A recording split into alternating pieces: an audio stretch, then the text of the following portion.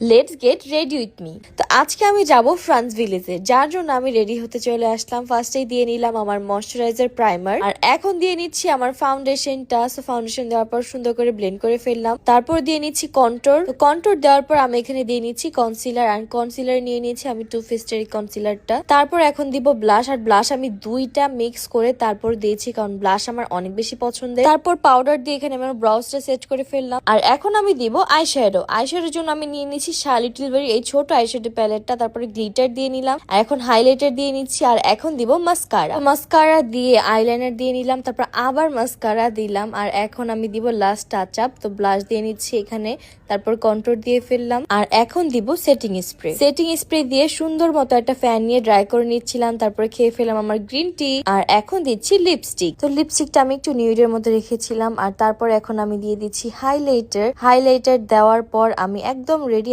এই হচ্ছে কি আমার আউটফিট, আর এটা আমি নিয়েছি সেলিব্রিটি চয়েস থেকে। নাও আমি হচ্ছে আমার হেয়ারটা সেট করে ফেলতেছিলাম। সো এক সাইড কার্ল ডান, আর এক সাইড এখন ডান হয়ে গিয়েছে।